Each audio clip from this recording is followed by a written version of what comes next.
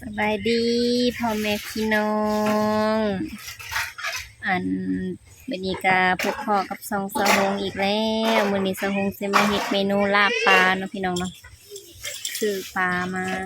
สิกินข้าวแรงกับหยังบ่อยากอิหยังค่ะมีส่วนหลายก็มีแต่กินซีนก็คือเนื้ออะไรเนาะวันนี้ก็กินหลายแล้วก็บ่อยากแล้วพี่น้องเนาะก็เลยซื้อปลามาส่วนหลายก็แนวอยู่แนวกินก็มีแต่ซีนปลาแต่ซีนกับปลา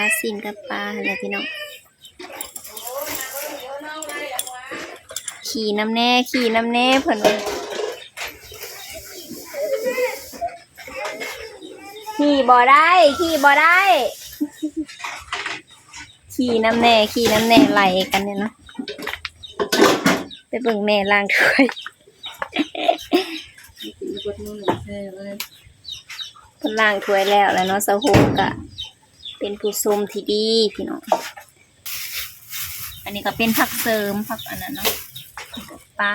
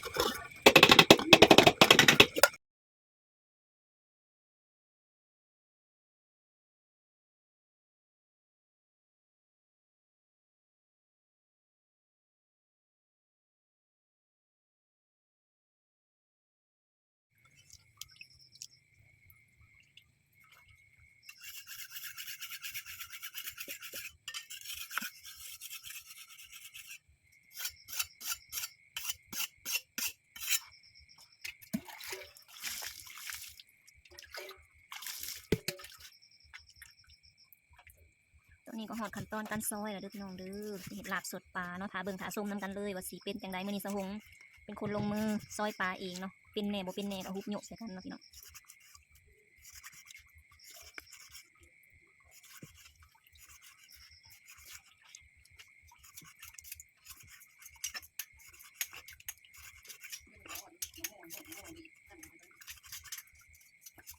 บ่มีหมดสมใส่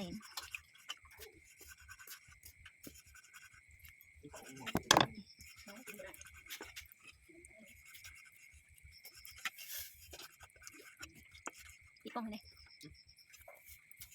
ขาเดินขาเป็นพี่น้องน้ำต้มสีต้มปลาเนาะอันนี้หัวซิกเซอร์แล้วก็เป็นใบมะขามเนาะอันนี้เป็นหมดสมเด้อพี่น้องมาเสียกินเลยมาเสียกินเลยเดี๋ยวมาเสียกินเลยปลาสะหงซอยแล้วมาเบิ้งมือน้องดู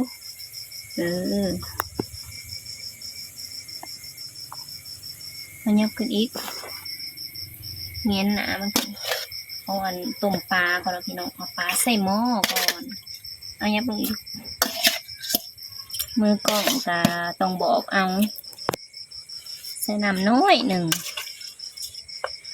มีหมากลิ่นบ่อันนี้เดียวลวกน้ำลังเนาะ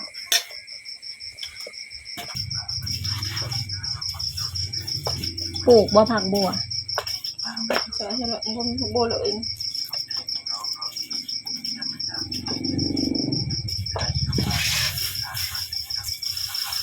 ใส่แต่เกลืออะไรแล้วก็สมแล้วก็หัวจิงไคอันนี้ก็ใส่หมดแดง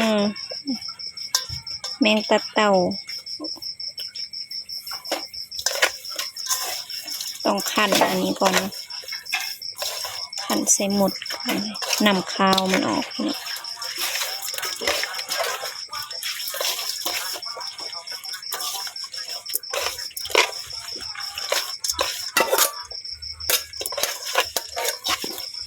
สมองลงมือเองเลยเนี่ย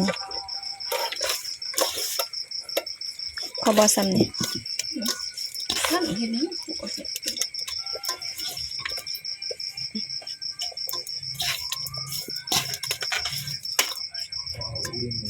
คือว่าผ่าหัวเลยผมจุดเลย ผ้าอะไรได้ผ้าแล้วก็ล่างนะ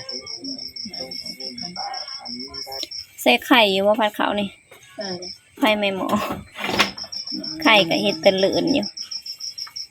เขาพัดเนาะพี่น้องบ่ได้ใส่น้ำมันเพราะว่าไอแล้วเริ่มแล้ว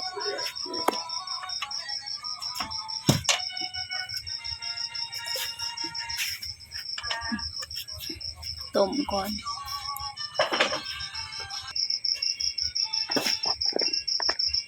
เด็ดผักใส่ลาบก่อน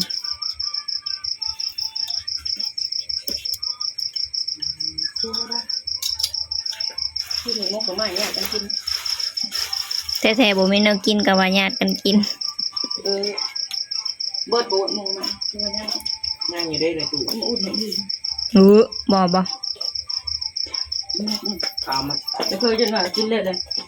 ไปขออีกนะน้ำบอก อืม น้ำบอกน้อย ตะกี้น่ะคมฮะสิคมเห็ดแต่ละเทื่อนะเอาใหม่ทั้งคมทั้งอันขะแยะอยู่มีแต่ใบอันนั้น ต้องซื้อรถหรือพวกนี้เนาะ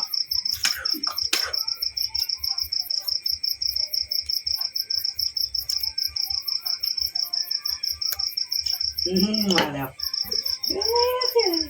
มันไปอบ เบื่อเบื่อเลยวะ เอามันไปอบอ้วน มากินเลยนะมานะก้นนะก้นดำๆนะลกคนโหลดวันนี้ เอามันไปอบ อยากกินหมาเด้ มาเด้โอ้กินเด้นะอันนี้วันนี้ ตัวหนึ่งม้าอ้วนตัวหนึ่งม้าด แรกปะ ำไปเกลือกขี้ดินมา แรกนะหล่อใช่ปะหล่อแท้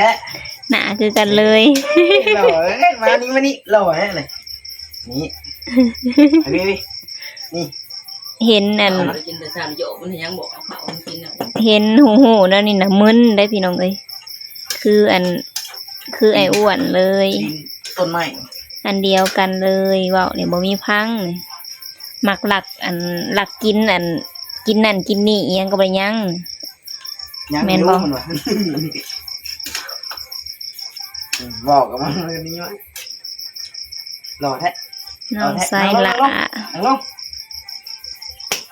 น้องไอ้อ้วน ดมดากมันดู ดมดากมันอ้วน กินมานะเครื่องแมนทำ หมุนสูงมันยังเต็มมืออยู่ มึงเป็นไผมึงเป็นไผมึงเป็นเฟยจะได้แต่ขู่เธอหมอหรือแต่ดำโคตรกิน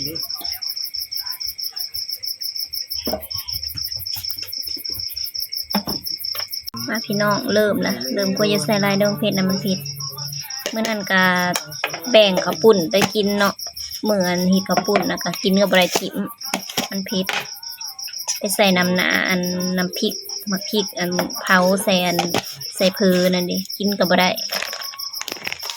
คือว่าแจ้งมันได้เลย พอคมล้นได้เขาล้นแบบนี้เนาะเอาพักใส่ มันสิหยุกมันห้อง ขี้ปลาแซ่บบ่จ้ะคณะพักแซ่บมันก็สิมีซีซันหลายกว่านี้เนาะเดี๋ยวนี้พัก เย็นใช่ปะ แล้วเด้อพี่น้องพวกเขาพานเอาไว้ใหม่ อันนี้เป็นลาบเนาะเบิ่งสิตักให้เบิ่งใส่ผักแล้วใส่หอมแล้วเนาะนี่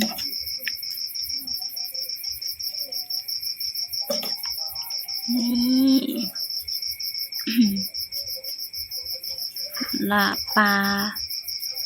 ก็จะเอิ้นกับลาบสดหั่นแหละเนาะอาหารแรงพี่หน่อยเด้อกินนำกัน สำหรับคลิปนี้ก็ขอจบไว้เพียงส่ำนี้เด้อพี่น้องพอกันในคลิปหนะคะ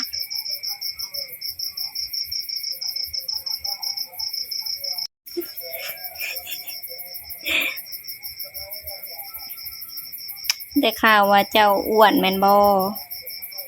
ได้ข่าวว่าน้ำหนักเจ้าหลายแม่นบ่ได้ข่าวว่าเจ้านอนเปและเปขาด ซื้อใหม่ แม่นบ่โจรเรือเป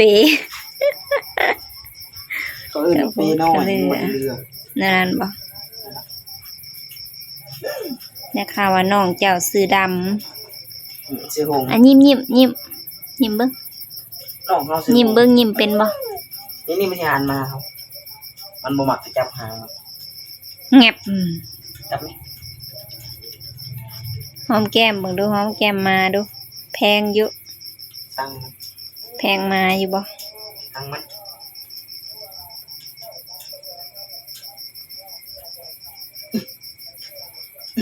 ตีมันเขาตีแหงยับเข้าไปไกล คนมันน่ะหน้าหนาวหนังครับหนาว เอาไปอบไปอบ ไปกินนะเอาไปกิน อยากมาเด้เหี่ยงหูฟังอุ้มมันไปอ้วนอุ้มมันไป ไปไป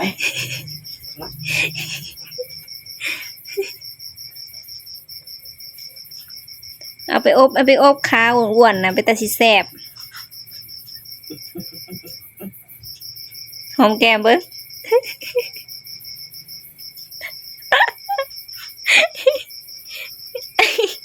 ดำเลียปากมัน